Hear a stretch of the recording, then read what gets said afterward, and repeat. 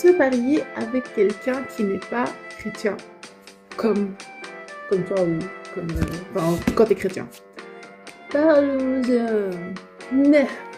En fait, je pensais que c'était quelque chose d'établi, mais parlons-en. Parce que moi, je veux bien, je suis en train de poster des vidéos, mais vous me dites pas de ce que vous pensez. Donc, comment est-ce que vous voulez que moi je sache, hein, dans quel point de la situation vous vous positionnez. Mais en tout cas, ben, logiquement, en fait, il faut comprendre le concept de... je ne donne pas mon avis, hein, je dis juste, je pose des bases conceptuelles de la Bible. Volonté parfaite de Dieu, volonté permissive.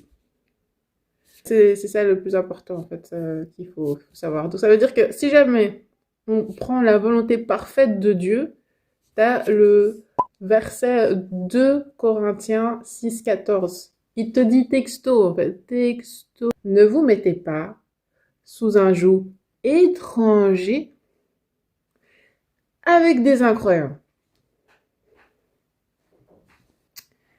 En sachant qu'un mariage, c'est un joug. Parce que tu vois, le joug, c'est le morceau de bois qu'on met sur les animaux pour qu'ils tirent la traie, là. Hein.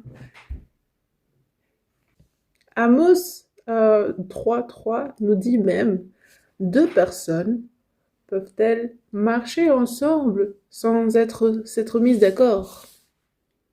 Donc, ouais, il y a plein de versets, en fait, hein, que je peux lister par rapport à ça. Mais, en fait, c'est dans la Bible, c'est la volonté parfaite de Dieu qu'on se marie avec quelqu'un qui est en Christ. Je vais pas rentrer dans les logistiques du fait que quand toi, surtout, tu as un appel et que Dieu t'utilise beaucoup, te mettre avec quelqu'un qui va éteindre ton feu. Parce que c'est que tu te mets en couple avec quelqu'un qui n'est pas en Christ, ça va éteindre ton feu.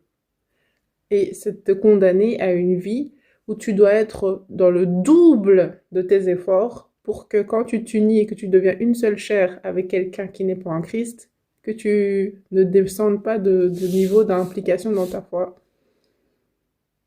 Ah oui, il y a aussi la logistique du fait que Satan peut plus facilement passer par quelqu'un qui n'est pas rempli du Saint-Esprit pour t'atteindre que quelqu'un qui combat le bon combat rempli du Saint-Esprit. Donc il y a la volonté parfaite de Dieu et il y a la volonté permissive. Donc Dieu il faire contribuer tout pour notre bien. Hein. On n'est pas obligé de prendre la drogue ou de se prostituer pour que ça contribue à notre bien.